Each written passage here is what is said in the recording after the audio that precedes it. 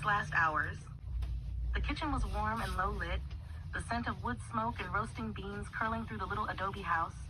Celsa Gutierrez moved easily between the hearth and the table, her dark hair falling loose around her shoulders. Billy sat barefoot in one of the rough chairs, his elbows resting easy on the table, a tired smile tugging at his mouth.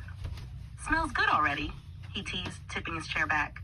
"You sure you don't want me to just eat the table?" Celsa laughed under her breath. "You wait, Billy. You've got a real supper coming. Just a few more minutes." Billy nodded, stretching his arms over his head like a cat waking from a long nap. The night outside buzzed with crickets and the slow hush of desert wind. "Need anything from Pete's?" He asked lightly. "Just yourself," Celsa said, tossing him a wink. "And don't take all night, gringo."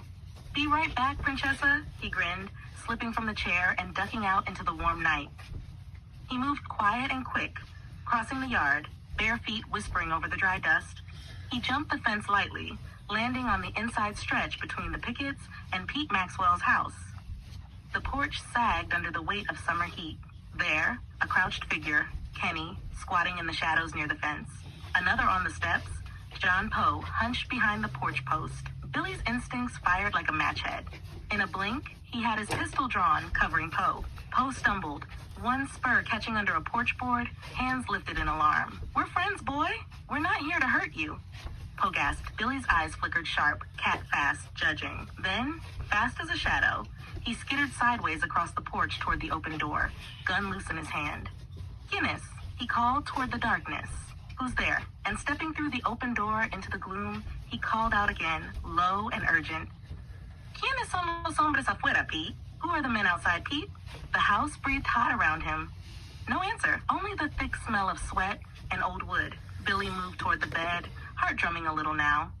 In the blackness, his right hand reached out, found the rough edge of a blanket, a bed frame. His fingers landed just inches from where Pat Garrett crouched, frozen, hidden in the dark, only a few inches from Garrett's right knee. Garrett sitting on his gun, muscles locked, sweat pooling in the small of his back. For a moment, it hung, electric, heavy, and Billy's sixth sense fired again. A warning shot straight from his spine to his hands. He jerked back, fast, cat-quick, pulling his pistol up, twisting to aim, and that was when Garrett moved. A violent twist, a desperate pull of the revolver, and a shot cracked out in the narrow room. Then another. Billy staggered, a sharp gasp pulling from his chest. He clutched at the air like a boy reaching for something already gone. No anger, no curses, only sorrow, a raw, soft sorrow that slipped across his face like a cloud over the moon. He folded to his knees first, then crumpled onto his side, breath coming thin and ragged. The world spun into gold and dust around him. And then the floor swallowed him, and the night leaned closer. The house erupted. The servant woman came running first, screaming in Spanish, clutching her apron to her chest. Paulita Maxwell was next, barefoot, wild-haired, crying out and throwing herself down beside Billy's fallen body. And then Celsa Gutierrez, flying across the yard like a fury, sobbing, furious, swinging at Garrett with both fists, cursing him as a coward, a killer. "Asesino, cobarde, murderer, coward." The men pulled her away, rough and clumsy, as she kicked and fought against them, crying Billy's name over and over. They carried Billy carefully, lifting him like something sacred, his bare feet trailing in the dust. They took him across the square to the carpenter's shop, a low adobe building smelling of sawdust and old prayers. There, the women washed his body in silence. They wiped the blood gently from his face and hands. Pete Maxwell, pale and silent, brought them a white shirt and black pants from his own chest. They dressed Billy slowly. White cotton clean against his broken skin, black pants fitted over his lean legs, bare feet left uncovered. They laid him out on a rough workbench, smoothing his hair back from his forehead. Candles were lit, one by one, their small flames trembling against the dark. And through the night, the people of Fort Sumner came.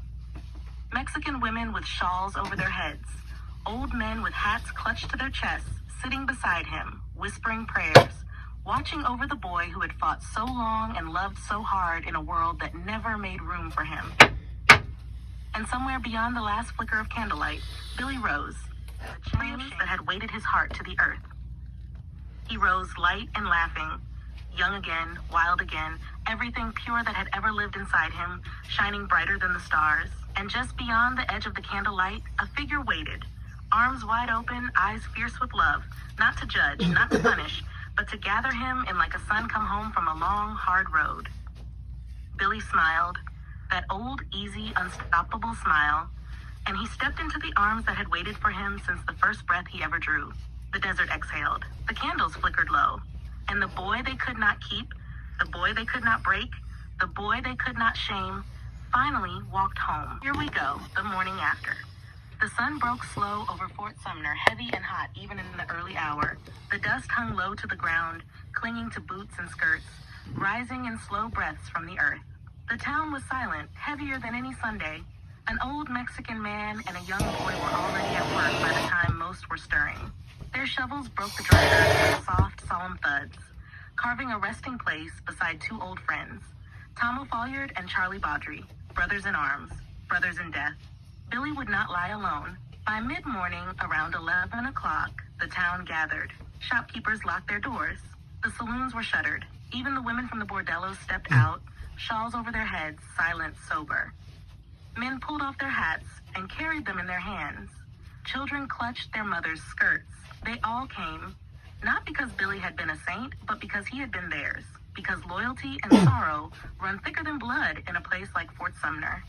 They laid his body carefully on the wagon, wrapped in the white shirt Pete Maxwell had given, black pants loose over his lean frame, barefoot, clean.